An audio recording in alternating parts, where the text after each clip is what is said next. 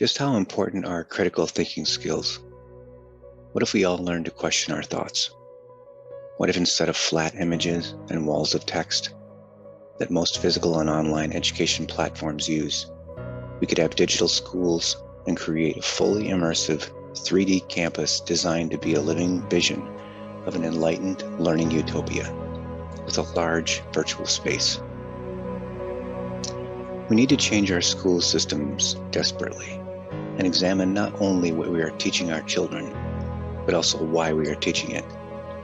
We teach what's on the periodic table of the elements, for example, or how to construct a math equation, but we're not really teaching them why science or math is important overall, and how everything connects to the bigger picture, or how to truly apply scientific or mathematical concepts to create a better world.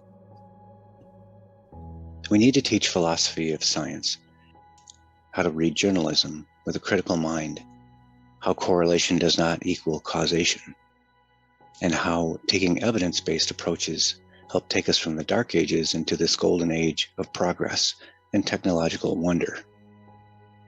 We teach kids how to make ugly shorts and baked goods in home economics, but perhaps teaching them about logic and argumentation might be at least as important for life skills in this information age.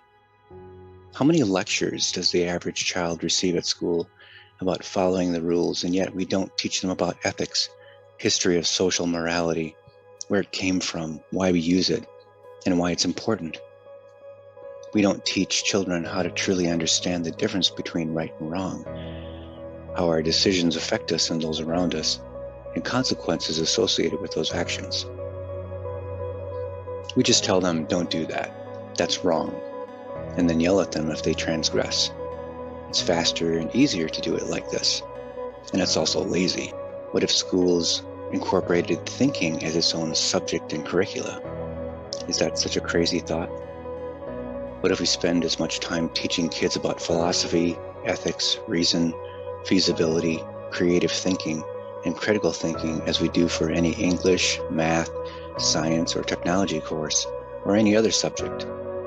Not only would this be great for kids in all aspects of their learning and life and the future of our species, it would also mean that people with degrees in philosophy and other critical thinking vocations might actually be able to use them. We're approaching perhaps the most exciting and volatile period in history, with more misinformation, disinformation, propaganda, and conspiracy thinking than ever before. Now more than ever, we need to teach our kids how to think, not what to think. There's an ever-increasing problem with lies and misinformation that undermine our society. When so many people so readily believe in dogma, lies, and blatant propaganda, it can sometimes feel a bit overwhelming and hopeless. I mean, what can we really do? What hope is there when trying to engage someone in a rational debate?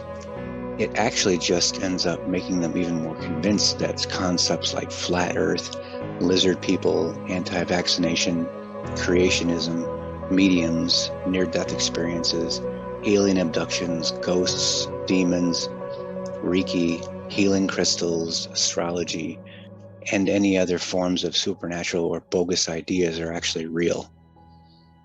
What if we stopped arguing with people who are wrong on the internet and actually did something constructive for a change? What if we made a concerted effort to popularize critical thinking skills to kids, and again, teach them how to think, not what to think? Imagine how different society would be if everyone knew how to spot the bullshit from politicians, religious leaders, advertisers, and media to manipulate, coerce, and mislead us. That sounds great in theory, right? But how do we actually make it happen? Well, we can start by looking at common logical fallacies, something we all do. In the next video, we'll look at 24 most common fallacies of logic that politicians and religious people use in the media to manipulate people, and we'll provide examples of each one. It will be in simple language that anyone can understand. If we're going to change the world for good, this is where it starts, and it's going to take all of us on board to make it happen.